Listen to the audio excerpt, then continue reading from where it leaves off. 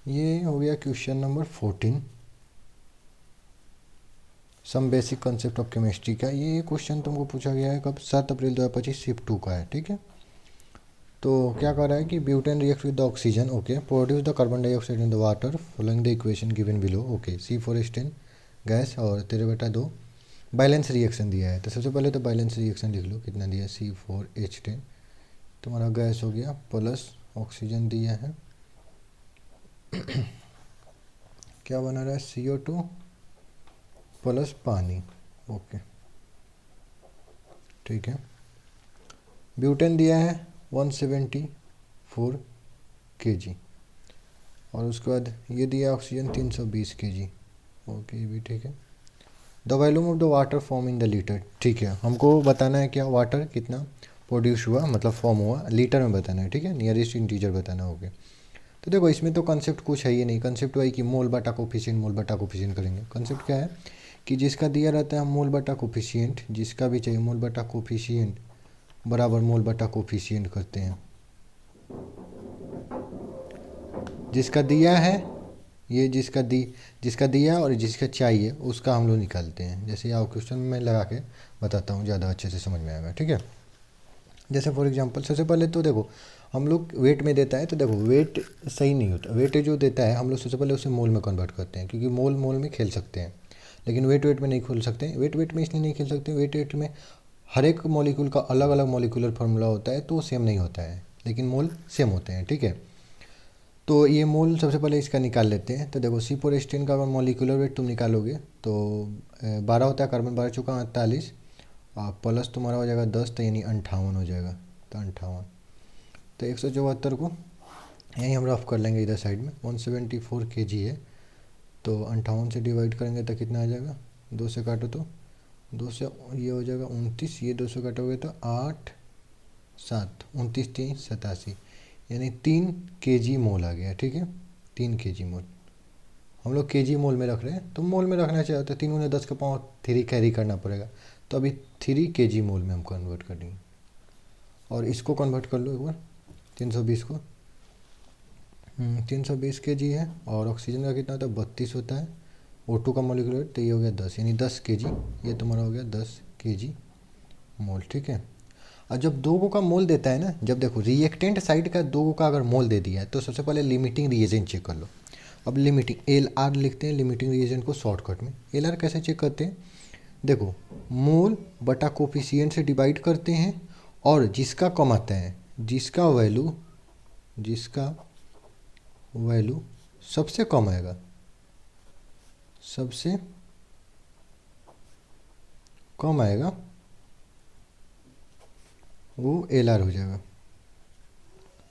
Okay, तो आ जाओ check कर लेते हैं।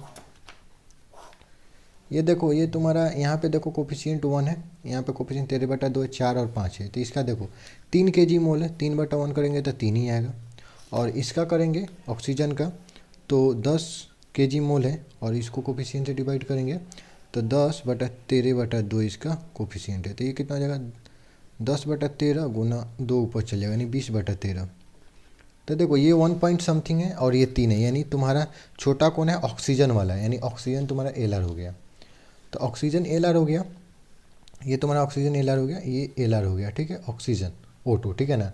तो देखो ऑक्सीजन जो LR होता है ना, उसी के बेसिस पे प्रोडक्ट बनता है। क्यों, क्योंकि देखो समझो ये ढक्कन 5 बनता है किसी फैक्ट्री में, ये 10 बन चुका है, तो ओवरऑल कंप्लीट पेन तो 5 ही बनेगा, जो कम होगा, समझ रहे हो कि नहीं समझ, तो इसलिए LR के बेसिस पे बनता है।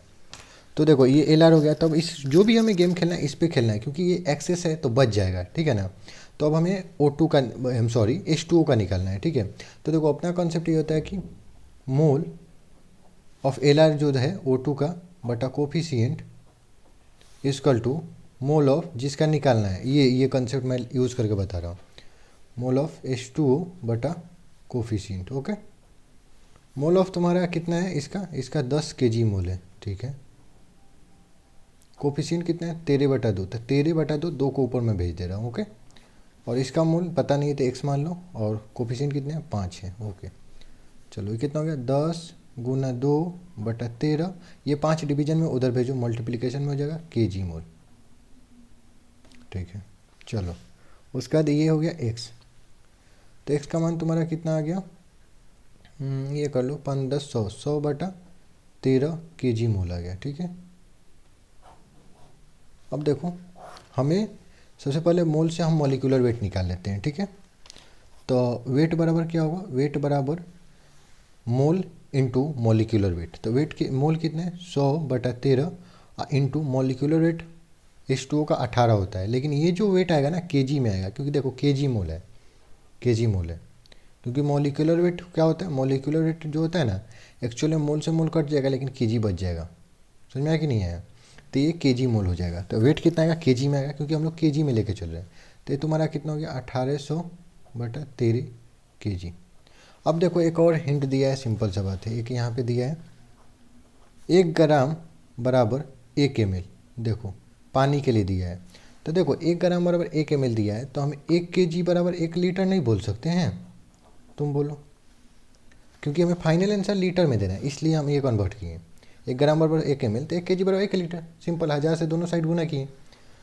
तो देखो, तो ये जो केजी है, ये केजी है, यानी 1 kg बराबर 1 लीटर, तो इतना केजी बराबर इतना ml भी लिख सकते हैं। सॉरी ml में बोल दिया, लीटर भी, एल भी लिख सकते हैं, लीटर। और इसको अब डिवाइड कर दो, कितना आएगा,